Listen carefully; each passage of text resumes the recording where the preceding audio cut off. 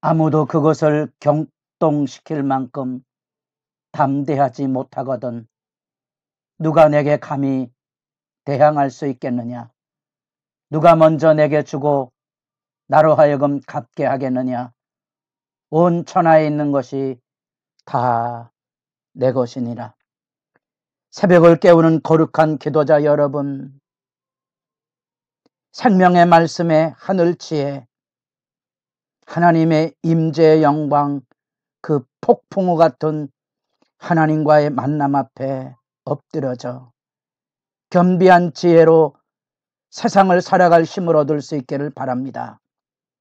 오늘 우리가 읽어갈 하나님의 말씀은 욥기 41장, 그곳에 나타난 하나님의 의에 대한 질문으로서 욥이 겪었던 선인과 악인을 차별 없이 죽음에 내모시는가?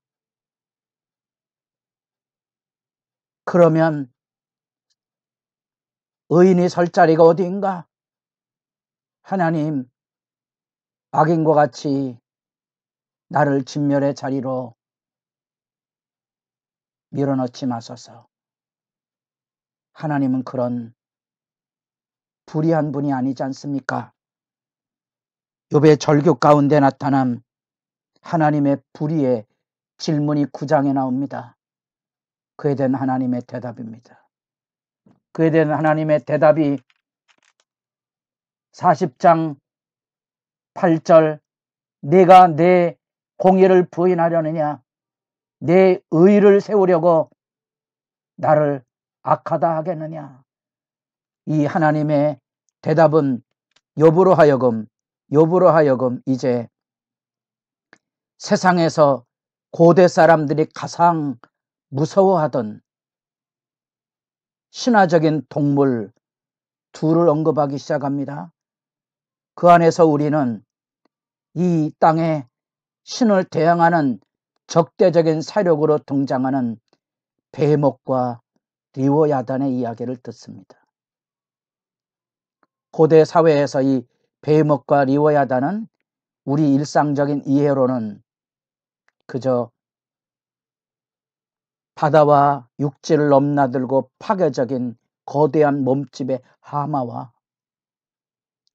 바다 괴물로서 악어나 용으로 이해된 리워야단, 성경에 그것은 뱀의 존재로 바다의 신으로 나타나고 있는 통제불능의 힘을 가진 존재로 사람들이 벌벌 떨고 인식했던 그 동물들을 하나님께서 불러내십니다. 그래서 뜻밖의 우리는 41장을 읽으면서 이게 뭔 말인지, 이 리워야단이 가지고 있는 이미지, 이 이야기를 과연 왜 하고 있는지가 궁금할 때가 있습니다. 기본적인 개념은 그렇습니다. 사람은 이 신화적인 동물의 위세 앞에 꼼짝하지 못하고 두려움에 떨고 있다. 어쩌면 악을 상징하는 대표적인 동물 존재이지요. 바다귀신과 같은. 그래서 하나님은 그 인간이 보기에 두려운 그 바다귀신 같은 엄청난 존재조차도 하나님의 통제 아래 있음을 밝혀줍니다. 그래서 10절이 그 중요한 이해의 실말입니다. 아무도 그것을 격동시킬 만큼 담대하지 못하거든.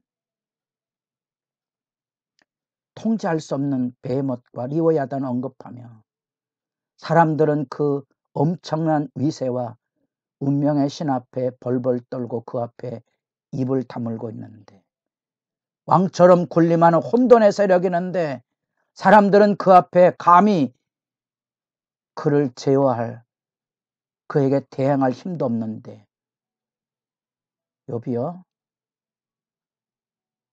하나님 앞에 대항하려고 하느냐? 그거지요. 그게 논지입니다.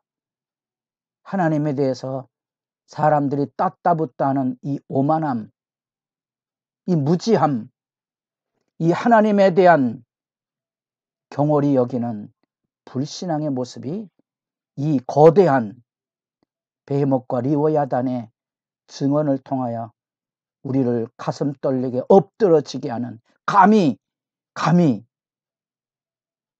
하나님의 통제 아래 있는 피조물에 지나지 않는, 그래서 나중에 이 리워야단 같은 존재를 하나님께서 박살을 내서 너희들에게 음식물로 주겠다는 이 시편 104편의 이런 이야기들, 그럼에도 불구하고 감히 사람들이 하나님 앞에 옳다 그르다 하나님의 세계의 움직임에 대하여 함부로 말하는 것에 대한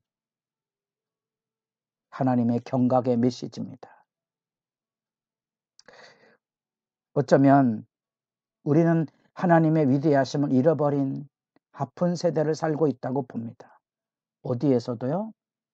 제가 그것이 옳다고 과거로 돌아가자는 게 아니고, 예전에 교회 앞에 성도들이 그 교회 권위를 가지고 있지 않았습니까? 옳다고 제가 말하는 게 아닙니다.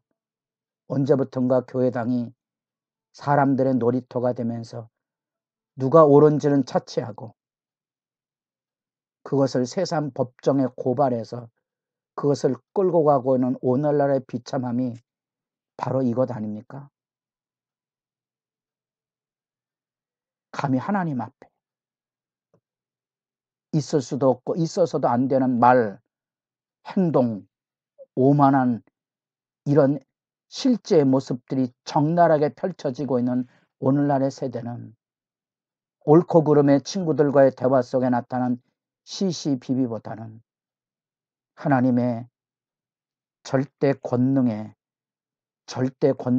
압도된 신앙의 진실을 우리가 상기하고 되짚어 보는 것이 아니겠습니까?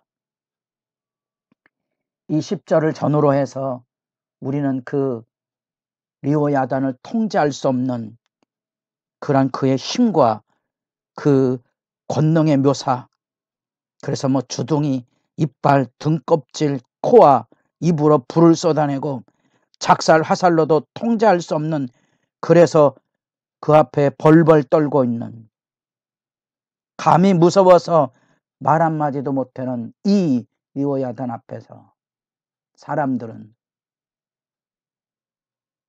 공포를 가지고 있는데 하나님은 우습게 보이는가? 34절이 그것은 모든 높은 자를 내려다보며 모든 교만한 자들에게 군림하는 왕이니라. 아마 욥기 1장 2장의 힌트를 얻었다면 우리가 현재 우리 세계 안에 아직도 그 머리가 박살나서 힘을 잃어버린 마귀의 마지막 지배력, 그 죽음의 권세가 활개치고 있는 지금 이때 우리는 죽음을 두려워하거나 권력이나 재물의 숭배 안에 하나님의 이름, 하나님의 명예, 하나님의 영광에 바로 서지 못한 채 누가 옳으냐 그러냐를 가지고 하나님의 교회당을 짓밟고 있는 이런 실태의 모습 앞에 우리는 이런 모습을 생각 아니할 수밖에 없습니다. 하나님을 모르는 세상에야 누가 뭐라 그럴 수 있습니다. 하나님을 모르는 사람들이 뭐 하나님이 있다 없다거나 뭐가 옳고 그러다거나 그렇게 할 수 있지만 하나님의 살아계심을 믿는 교회당 안에서는 우리가 그렇게 하나님의 임재 앞에 폭풍우처럼 와 닿아 있는 하나님의 영광의 창조와 섭리와 은총 가운데 서 있는 우리는 그런 무지와 만행을 보여서는 아니 되지 않겠습니까? 우리가 우리 스스로 작은 머리로 옳다 그러다 시비하는 오만, 하나님은 안중에도 없는, 그래서 정작 욥을 위로왔던 친구들이 하나님의 말씀을 가지고 까부는 거죠. 그리고 그 말씀을 가지고 회개 안 하고 점잖게 꾸짖는 게 아니고 아예 악담을 하고 있는 그런 모습들, 그게 가벼운 아닙니까? 심지어 욥조차도 하나님 앞에 바르게 살아서 내가 지나가는 이쁜 여자에게 눈길 한번 주지 않았다는 이 호소와 절규 앞에 여러분 아무리 하나님 앞에 충성되이 살았어도 하나님 앞에 의롭다고 말할 수 있는 사람이 누구 있겠습니까? 세상의 권력이나 귀신의 공포나 운명이나 내일의 팔자조차도 벌벌 떨며 그곳에 귀 기울여 살면서 과연 하나님 앞에 거꾸러져 본 적이 있는가?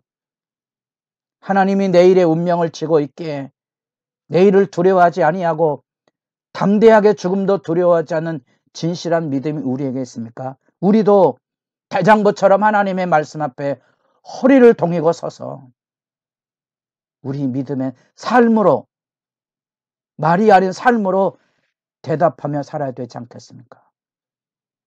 하나님의 권능과 엄히 압도된 숭고한 그 아름다움이 하늘의 별자리를 움직이시기에 우리는 역설이나 점성술을 신뢰하지 않습니다. 그건 하나님의 통제 아래 있기 때문에. 아름다우십니까? 여러분의 내일은 운명이나 팔자가 아닌 하나님과의 나와의 만남으로 이루어지는 위대한 은총의 하루하루를 열어가는 그 숭고한 삶의 아름다움이 여러분 안에 있고 그 실천의 진실이 있습니까? 욥기는 우리에게 지혜를 일깨워 줍니다. 무슨 지혜입니까? 우리의 작은 머리로 이해할 수 없는 이 극한 고난과 시련 가운데 묵묵히 멸시천대 십자가를 짊어지고 가신 예수님을 생각 아니할 수 없습니다. 하나님이여, 저들이 저지르고 있는 행동을 저들은 깨닫지 못합니다. 예수를 십자가에 못 박는 만행을 저지르는 로마 군병, 유대 군병들을 향하여 예수님은 저들의 무죄를 안아주었던 거지요. 여러분, 그 믿음의 지혜가 있습니까? 그것이 욥기 전체를 통한 기도의 제목입니다.